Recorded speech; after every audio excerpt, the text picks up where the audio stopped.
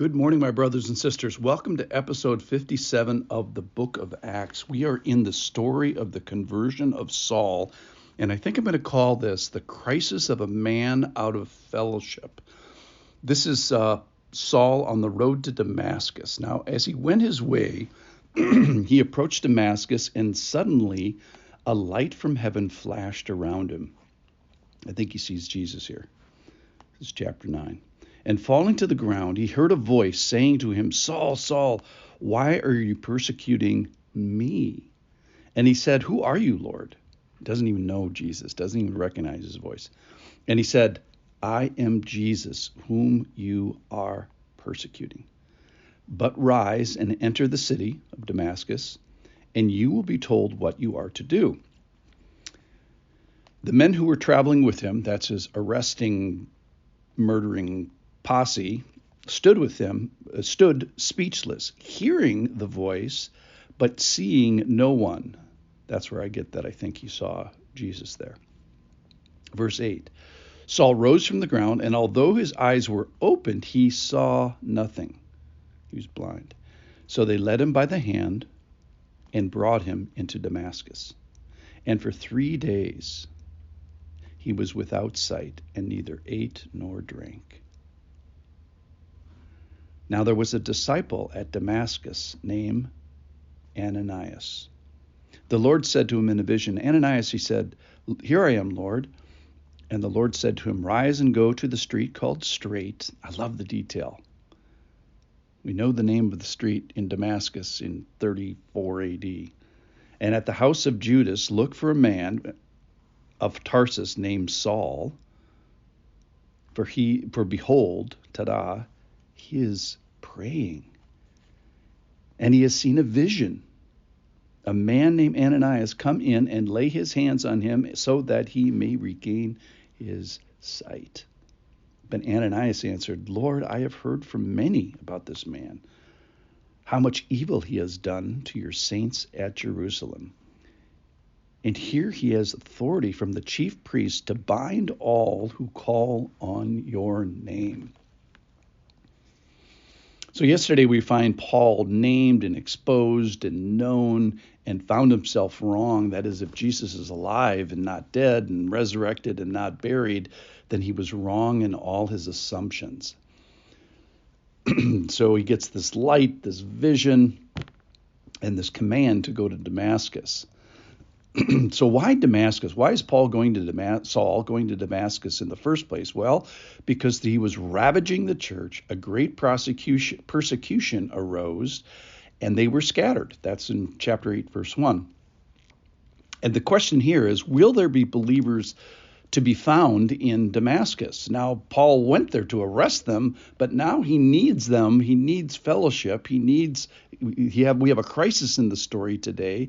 That is, what will happen to Saul? He's a man out of fellowship. He's encountered the Lord. He's prayed to the Lord. He has a vision from the Lord, but now he needs believers.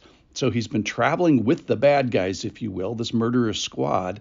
And now, in today's story, almost, he'll be transferred to the good guys. So he's been out of the church and persecuting the church, which is kind of what people do outside the church, and he's going to be transferred into the church.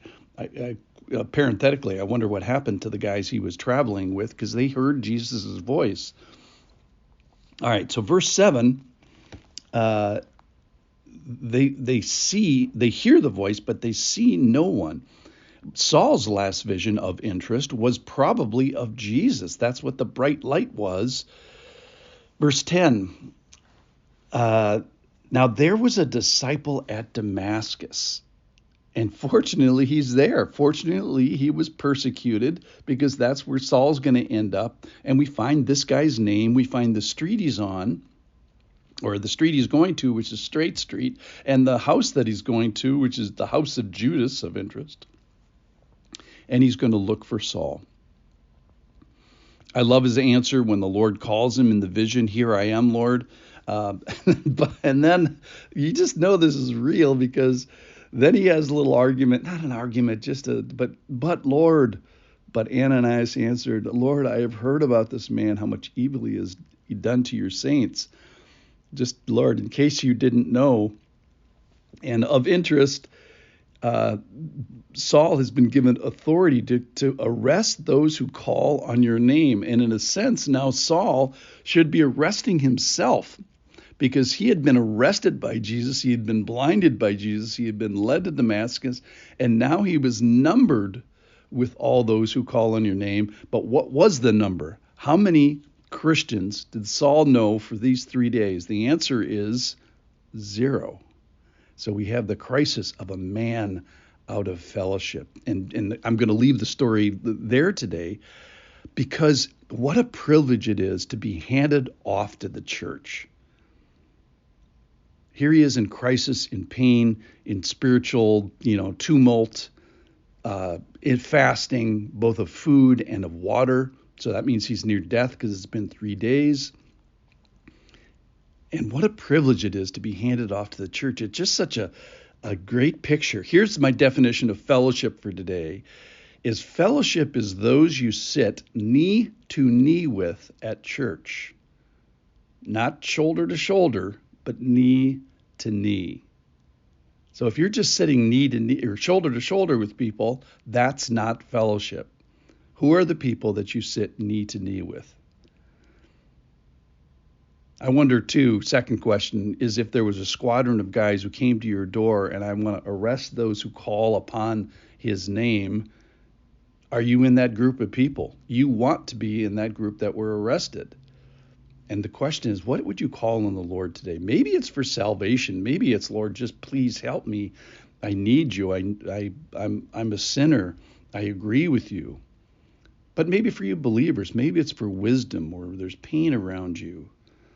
I'm sure you can name someone within your emotional arm's reach that is sick, or maybe just foolish, or worse, in rebellion, or someone in your family, or someone who has suffered loss.